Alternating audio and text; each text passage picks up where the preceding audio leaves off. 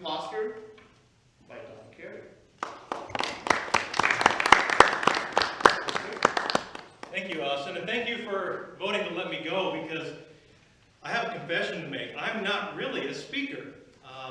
I am just kind of this phony baloney in a Toastmaster's costume, and yeah, I'm an imposter. I know this because I Googled my symptoms, and the internet told me that I have imposter syndrome. Now, imposter syndrome causes me to dismiss my accomplishments and to constantly worry that I will be perceived as a fraud. I know deep inside that other people are more capable, more deserving, more authentic. I know this, and for a long time, I didn't want anyone to find out. Back when I was in high school, I had a couple of classmates who loved to have long, spirited conversations. They talked about all kinds of things: cars, movies, history, philosophy. I was always very impressed at how much they knew. And then one day, they started talking about computers. Now, to give you some context, this was the early 80s. Not a lot of high school students knew about computers, but I did. So I listened very carefully. I was excited to finally be able to join in their conversation and have something meaningful to contribute.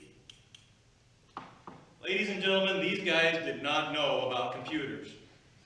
They had a few buzzwords that they could throw around and a whole lot of confidence, but everything else was garbage.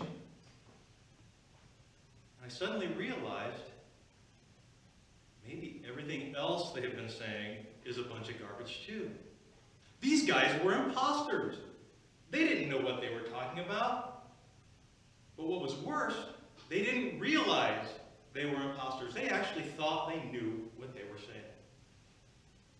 And then I started thinking, maybe I sound like them when I talk. Maybe I think I know what I'm talking about, but I really am clueless, and everyone can tell.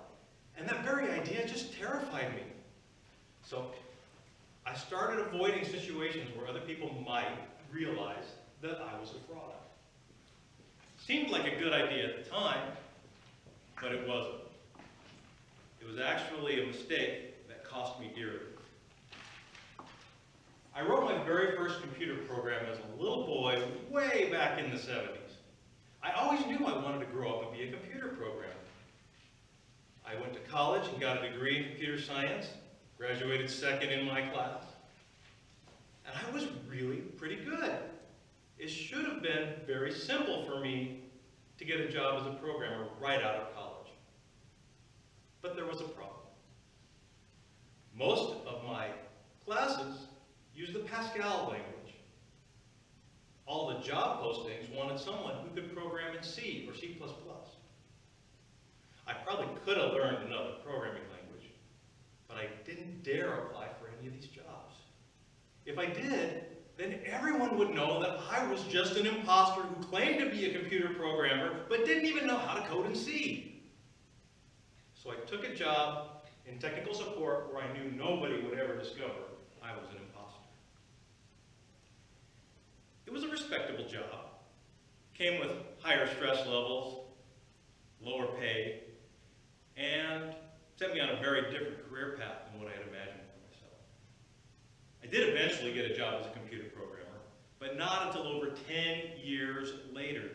I took night classes in C++ and then taught as an adjunct professor for 5 semesters before I finally said to myself, I'm teaching people how to get a job as a computer programmer. Why am I not a programmer myself? Imposter syndrome, that's why not. I try not to beat myself up too hard about letting imposter syndrome send me on a 10-year career detour. After all, a lot of great people suffer from imposter syndrome. I'm reminded of a story told by the author Neil Gaiman. Now, as an award-winning writer with dozens upon dozens of stories and novels and comics and screenplays to his credit, Neil Gaiman was invited to participate in a gathering of great minds. was there among the other writers and the artists and the scientists and the discoverers, he constantly worried that the others would soon realize that he did not belong.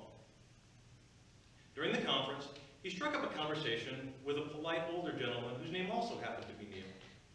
And partway in that conversation, the older Neil gestured to the room and said, "I look at all these people and I think, what the heck am I doing here? They've all created great things. I just went where they sent me." To which Neil Gaiman said, "Yes, but you were the first man on the moon, and I think that counts for something." If Neil Gaiman and Neil Armstrong feel like imposters, maybe everybody feels like an imposter at some time. Okay, well, maybe not everybody. Remember my friends back in high school, the ones who knew all the things? They had way too much false confidence to ever feel like an imposter. But it turns out that false confidence can actually be a good thing. A 1991 study on the effect of self-deception and success in competition found that swimmers who scored high on a self-deception assessment were more likely to qualify for the national finals. In other words, self-deception increases motivation and performance. I guess that means it's okay to be an imposter. It's okay to fake it until you make it, because people who embrace their impostorship actually give themselves a very real advantage. Maybe you feel like you're an imposter. If so, don't let it hold you back. Don't worry that you may be discovered as a phony. Instead, join with me and embrace the idea of enhanced motivation and productivity and performance by proclaiming to the world,